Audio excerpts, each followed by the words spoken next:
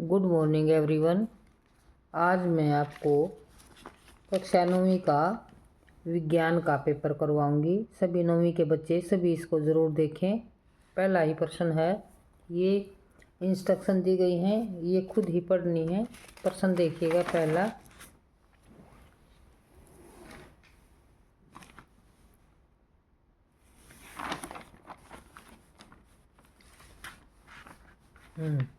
पहला प्रश्न देखो, सेक्शन ए भौतिक विज्ञान।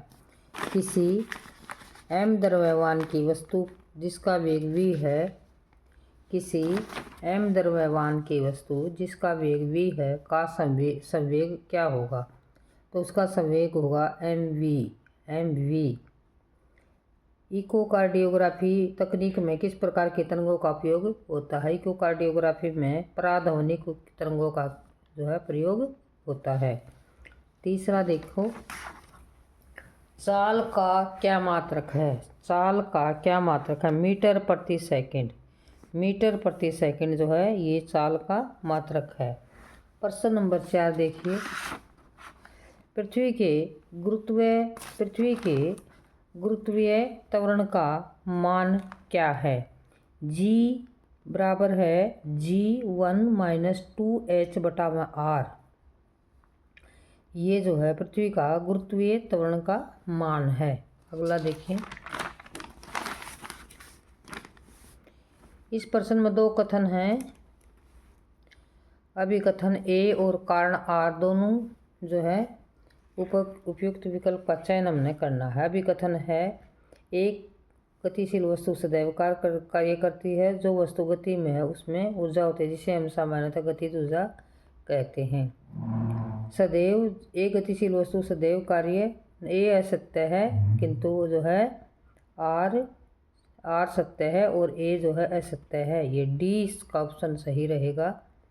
अगला देखो, प्रश्न नंबर 6, किसी पेड़ की शाखा को तीव्रता से हिलाने पर कुछ पत्तियां झड़ जाती हैं, क्यों?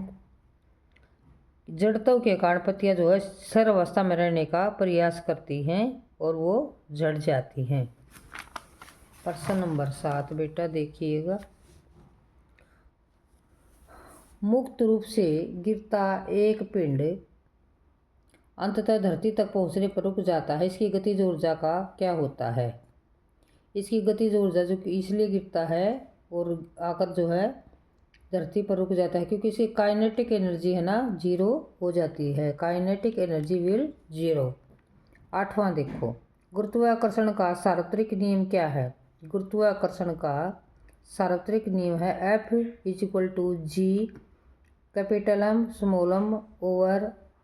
M/r²। ये इसका नियम है गुरुत्वाकर्षण बल का। 9वां देखो, किसी कार पर ब्रेक लगाने पर वह गति के विपरीत दिशा में 6 मीटर सेकंड का त्वरण उत्पन्न करती है। यदि कार ब्रेक लगाए जाने के बाद रुकने में 2 सेकंड का समय लेती है तो उतने समय में तय की गई दूरी की हमने गणना करनी है।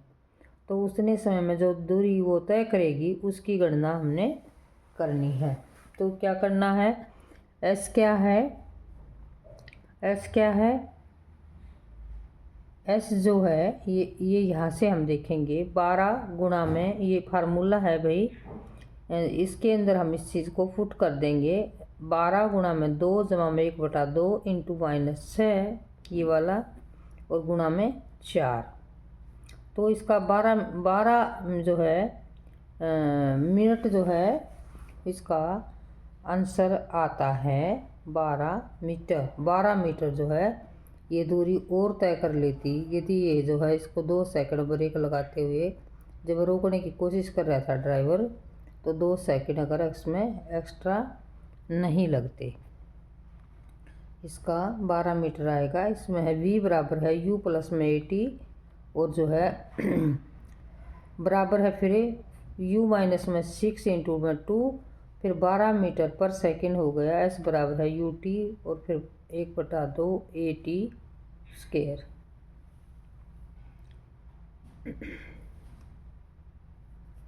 यहाँ देखें, ये जो है कोई कार एक समान रूप से त्वरित होकर 5 सेकंड में 18 किलोमीटर से 36 किलोमीटर पर सेकंड की गति प्राप्त करती है। तो हमने जो है ना 5 सेकंड है तो मीटर पर सेकंड में इसको कन्वर्ट कर लिया, इसको भी मीटर पर जो है पर सेकंड में कन्वर्ट कर लिया। तो फिर क्या हो गया, तो इसमें जब हम त्वरण निकालेंगे, जब हम पहला क्या मांगे इसमें त्वरण ए बराबर है v माइनस में u बटा में t, ये फार्मूला हमने इसमें लगाया और इस 10 में से ये 5 माइनस कर दिया, 5 बच गया, 5 से 5 गया, 1 मीटर पर सेकंड जो है इसका त्वरण आ गया। दूसरा पार्ट क्या है इसका, उतने समय में कार के द्वारा तय की गई, उतने समय में कार ने कितनी दूरी तय करी है वो भी हमने बतानी है। तो इसमें ये फार्मूला इस बराबर है ut प्लस में 1/2 AT स्क्वेयर। तो यहाँ पर 25 m जमा में 12.5 m, तो इस तरफ से जो है जुड़ के ये 37.5 m हो जाएगा, 37.5 हो जाएगा। ये इतनी जो है इतना मीटर की दूरी तय करें। अगला देखो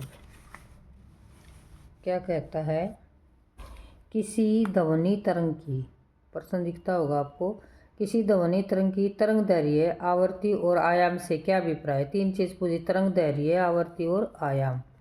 तो सबसे पहले तरंग दैर्घ्य देखो, ये इस तरफ है। तरंग दैर्घ्य क्या है कि 2 सुरंगों अथवा गर्तों के बीच की दूरी या एक दोलन पूरा करने में तरंग द्वारा चली गई दूरी जो है वो तरंग दैर्घ्य कहलाती है। ये 2 सुरंगों अथवा 2 गर्तों के बीच की दूरी या एक दोलन पूरा करने में तरंग द्वारा चली गई दूरी जो है तरंग दैर्घ्य कहलाती है। आवृत्ति क्या है, ये आवृत्ति है दूसरा ये वाला। आवृत्ति 1 सेकंड में दोलनों की संख्या, 1 सेकंड में दोलनों की संख्या जो है वो आवृत्ति कहलाती है। तो तरंग दैर्घ्य ये हो गया और आवृत्ति हो गया ये। अब आयाम क्या है, आयाम क्या है, किसी तरंग के संचरण में, किसी तरंग के संचरण में किसी तरंग के संचरण के माध्यम से कणों की संतुलन की स्थिति में अधिकतम विस्थापन आयाम कहलाता है। किसी तरंग के संचरण में माध्यम के कणों के संतुलन की स्थिति में अधिकतम विस्थापन कहलाता है। फिर ये क्या पूछ रहा है, 11वां प्रश्न पर आ गया, ये 11वां प्रश्न है। ये क्या कहता है, मुक्त पतन का क्या कारण है। मुक्त पतन का त्वरण क्या है, मुक्त पतन का त्वरण क्या है। जब वस्तुएं पृथ्वी की ओर केवल गुरुत्वाकर्षण बल के प्रभाव में गिरती हैं तो वस्तुओं की ऐसी गति को मुक्त पतन कहते हैं। जब जो है केवल गुरुत्वाकर्षण के प्रभाव से गिर जाती हैं तो ऐसी स्थिति में मुक्त पतन कहलाता, गति जो है मुक्त पतन कहलाती है। अब इसका बी पार्ट देखो, 19.6 मीटर ऊंचे एक मीनार से एक पत्थर छोड़ा जाता है। पृथ्वी पर पहुंचने में से पहले इसका अंतिम वेग ज्ञात करना है। हमने इसका कितना जो है वेलोसिटी है, कितनी वेलोसिटी से जो है वो पृथ्वी तक पहुंचा उसको ज्ञात करना है। तो v स्क्वेयर माइनस में u स्क्वेयर बराबर है 2gh, v स्क्वेयर माइनस में u स्क्वेयर बराबर 2gh, v स्क्वेयर माइनस में 0 इज इक्वल टू 9.8 इंटू 19.6। ये जो ऊंची, इतनी ऊंची दीवार है और ये जो है इसका कैलकुलेशन जब हम कर लेंगे तो वो इसका आंसर आ जाएगा। अब क्या कहता है, अब ये आ गई है हम इसका ए भाग, 11वें का ए भाग है। ये क्या कहता है, किसी वस्तु के द्रव्यमान तथा भार में हमने अंतर बताना है। द्रव्यमान क्या है और भार क्या है। कई बार हम इनको एक जैसी चीज़ें लगा लेते हैं लेकिन ऐसा नहीं है। यहाँ भार है, ये द्रव्यमान। वस्तु की निहित पदार्थ की मात्रा ही भार कहलाती है। यह वह बल है जिसमें वस्तु पृथ्वी की ओर आकर्षित होती है।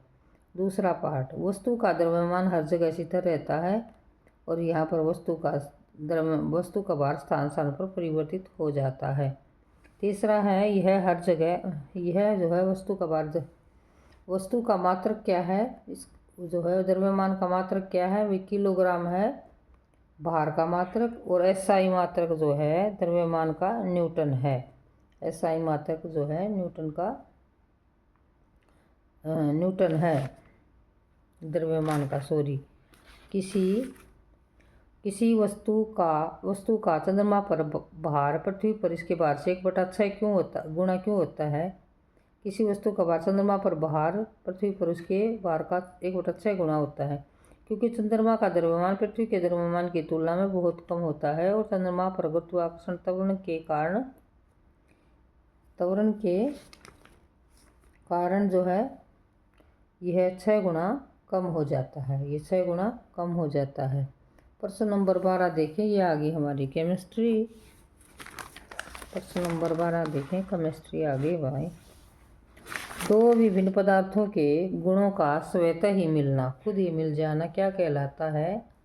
दो विभिन्न पदार्थों का खुद ही मिल जाना क्या कहलाता है? ये कहलाता है डिफ्यूजन, विसरण।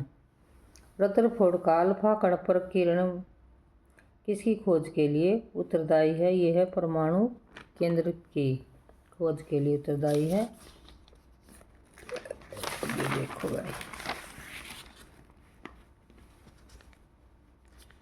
क्वथनांक से कम द्रव्यमान पर द्रव के वाष्प में परिवर्तित होने की प्रक्रिया को क्या कहते हैं? क्वथनांक से कम तापमान पर द्रव के वाष्प में परिवर्तित होने की क्रिया को क्या कहते हैं? इसको जो है वाष्पीकरण कहते हैं हम, वाष्पीकरण, एवरपोरेशन। फिर क्या कहता है? निलंबन खालिस्तान मिश्रण है, निलंबन खालिस्तान मिश्रण है। निलंबन जो है ये हेट्रोजीनियस विषमांगी मिश्रण है। A suspension is a heterogeneous mixture या मिषमांगी मिश्रण। प्रश्न नंबर 16 देखो भाई, क्या कहता है? ये कह रहा है, इस प्रश्न में 2 कथन है, विकथन ए और आर। दोनों प्रश्न के नीचे दिए गए उपरोक्त विकल्प का हमने उत्तर सुनना है। आयन हमेशा धनात्मक रूप में आवेशित होते, गलत बात है। 0 ये जो है ना पॉजिटिव भी होते हैं और ये नेगेटिव भी होते हैं और न्यूट्रल भी होते हैं। क्या कहता है? आयन इलेक्ट्रॉन के खोने या प्राप्त होने से बनते हैं, ये बात सही है भी। जब इलेक्ट्रॉन खो देता है या प्राप्त कर लेता तो उससे आयन बन जाता है। तो इसका जो है ए सत्य है, परंतु आर ए असत्य है। ये असत्य फॉल्स है और ये सत्य है।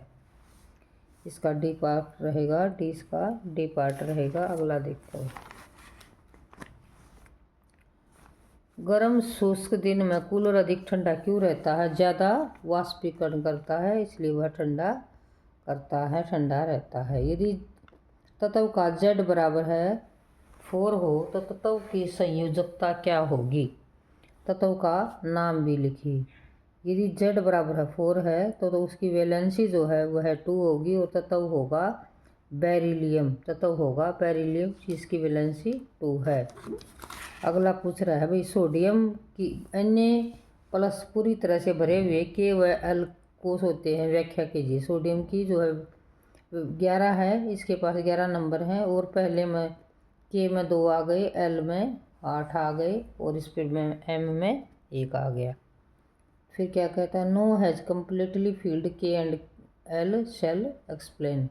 तो यहाँ पर इसने हमने इसकी वैलेंसी निकाल दी, इसकी वैलेंसी 1 हो गई है। Na+ बराबर है 2 8 के और एल।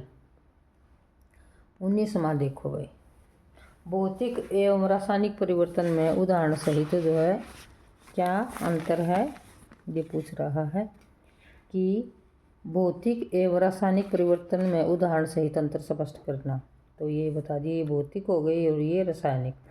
पदार्थ के भौतिक गुण, रंग, अवस्था, आकृति में परिवर्तन होता है और रासायनिक में पदार्थ के रासायनिक गुण जैसे पदार्थों के अतिरिक्त आंतरिक अणुओं की अवस्था में भी परिवर्तन होता है। उसमें हर तरह का परिवर्तन होगा। यहाँ पर उसके रूप, रंग में और अवस्था में परिवर्तन, जैसे बर्फ़ है पानी बन गई, दूध है दही बन गई। तो निलंबन, विलयन, निलंबन, कोलाइड एक दूसरे से किस प्रकार भिन्न? इसको अपनी पुस्तक से कंसल्ट करिएगा, इस क्वेश्चन को लिखना इसको। और अगला प्रश्न देखिए, परमाणु द्रव्यमान इकाई क्या है? Atomic mass unit. परमाणु द्रव्यमान इकाई क्या है? किसी तत्व के एक सापेक्षिक एक परमाणु द्रव्यमान के कार्बन के आधे भाग के अनुपात 1/12 भाग के अनुपात में होता है। परमाणु द्रव्यमान इकाई क्या है? तत्व के एक सापेक्षिक एक परमाणु द्रव्यमान के कार्बन के 1/12 भाग के अनुपात में होता है। दूसरा, यह द्रव्यमान संरक्षण नियम, यह न तो उत्पन्न होता है न नष्ट किया जा सकता है। स्थिर अनुपात का नियम, इस नियम के अनुसार किसी भी यौगिक तत्वों का एक निश्चित भारात्मक अनुपात होता है, चाहे किसी भी स्रोत से प्रभावित हों। एक अनुपात होता है, इसको स्थिर अनुपात कहते हैं। इसको स्थिर अनुपात कहते हैं। दिख रहा होगा ये परमाणु द्रव्यमान इकाई, यह तत्व का सापेक्षिक एक परमाणु द्रव्यमान है, किसी भी कार्बन के 1/12 भाग का अनुपात होता है, एटॉमिक मास यूनिट। और ये संरक्षण का नियम में क्या है? यह न उत्पन्न होता है न नष्ट किया जा सकता है। और इस स्थिर अनुपात के नियम, इस नियम के अनुसार किसी भी यौगिक तत्व का एक निश्चित भारात्मक अनुपात होता है, चाहे किसी भी स्रोत से प्रभावित हो। सोडियम, निम्न के सूत्र लिखिए। सोडियम ऑक्साइड Na+ में O2, Na+ में O2 तो Na2O हो गया sodium oxide. Aluminium chloride, aluminium+ में क्लोराइड Al(K3) और Cl का -1। Sodium sulphide Na+, magnesium oxide Mg, इसको खुद करना आप, इसको छोड़ देते हैं। सोडियम बाइकार्बोनेट NaCO3,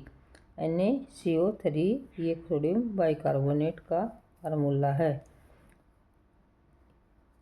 ये फिर से देख लीजिएगा, ये यह समझाने का प्रयास किया। Na2O सोडियम ऑक्साइड है, एल्युमिनियम क्लोराइड AlCl3 और यहाँ पर सोडियम सल्फाइड है Na2S, magnesium hydroxide MgOH, hydroxide के लिए OH आता है, और सोडियम कार्बोनेट Na2CO3। अगला देख लें, क्वेश्चन नंबर है उसी का ही। Al2SO4 × 3, ये क्या है? कौन सा जो है यौगिक का नाम है? ये एल्युमिनियम सल्फेट है। CaCl, ये कैल्शियम क्लोराइड है। K2SO4 पोटासियम सल्फाइड है। KNO3 पोटासियम नाइट्रेट है। और CaCO कैल्शियम कार्बोनेट है। 22वां प्रश्न, कोशिका के अंदर प्रोटीन संश्लेषण कहाँ होता है? कोशिका के अंदर प्रोटीन संश्लेषण कहाँ होता है? राइबोसोम के अंदर जो है प्रोटीन का संश्लेषण होता है।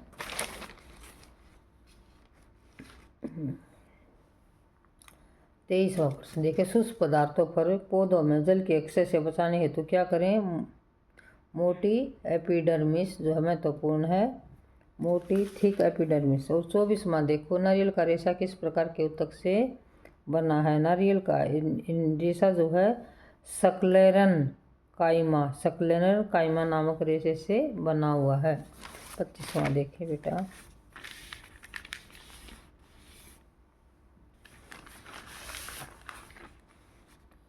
एक इटली मधुमक्खी एपिस मेलिफेरा का प्रयोग मधु उत्पादन को बढ़ाने के लिए किया जाता है। एक इटली मधुमक्खी एपिस मेलिफेरा का प्रयोग मधु उत्पादन बढ़ाने के लिए किया जाता है। ये एक नस्ल है इसकी। 26वां प्रश्न, 2 कथन है और आर। गाल्जी उपकरण जो है का संचयन, रूपांतरण तथा बंद करने का कार्य किया जाता है। ये भी सही है। आर, गाल्जी उपकरण के द्वारा लाइसोसोम को भी बनाया जा सकता है। ये भी सही है, ये भी ट्रू है। ए और आर दोनों सत्य हैं, परंतु आर ए की सही व्याख्या नहीं है। बी पार्ट जो है इसका आंसर रहेगा। अगला देखो, 27वां क्वेश्चन देखिए भाई। ऊतक जो मुंह के भीतरी स्तर का निर्माण करता है, एपिथेलियम। ऊतक जो पौधों में भोजन को असंवेदन करता है, फ्लोएम। न्यूरॉन का चित्र तुमने खुद बनाना है। और कोशिका भित्ति के आधार पर पैराकाइमा, कालनकाइमा और सक्लेरनकाइमा के बीच में भेद जो है 3 नंबर का है। ये भी तुमने 2 प्रश्न केवल छोड़े, इनको खुद करिएगा। वृहत पोषक तत्व क्या हैं? इन्हें वृहत पोषक तत्व क्यों कहते हैं? पौधे की वृद्धि बढ़ाने में सहायता करते हैं और बहुत अधिक मात्रा में पाए जाते हैं। मैक्रोन्यूट्रिएंट। कोशिका की खोज किसने की? कोशिका की खोज किसने की? रॉबर्ट हुक ने कोशिका की खोज की। फिर कहता कोशिका को जीवन में संरचनात्मक इकाई क्यों कहते हैं? मूलभूत इकाई है क्योंकि जीवित कोशिका में मूलभूत काम करने की अक्षमता होती है। अगला देखें, प्लाज्मा झिल्ली को वर्णात्मक पारगम्य झिल्ली क्यों कहा जाता है? क्योंकि यह केवल कुछ ही पदार्थों को अपने अंदर आने देती है और हानिकारक सूक्ष्म जीवों को अंदर नहीं आने देती। इसके लिए इसको जो है प्लाज्मा झिल्ली को वर्णनात्मक झिल्ली कहा जाता है। अगला देख लें, एक ऐसे अंग का नाम बताइए जिसका अपना आनुवंशिक पदार्थ होता है। वो होता है माइटोकॉन्ड्रिया। लाइसोसोम को आत्मघाती थैली क्यों कहते हैं? क्योंकि जब सेल जब डैमेज होता है तो जो है लाइसोसोम ब्रस्ट कर जाता है और स्वयं जो है सेल को नष्ट कर दिया, खुद की सेलों को खुद मारने लगता है। अमीबा अपना भोजन कैसे प्राप्त करता है? अमीबा अपना भोजन एंडोसाइटोसिस सिस्टम से जो है प्रोसेस से प्राप्त करता है। एंडोसाइटोसिस सिस्टम से प्राप्त करता है। इसी के साथ आपको पेपर समझ में आया होगा। इसके साथ ही धन्यवाद।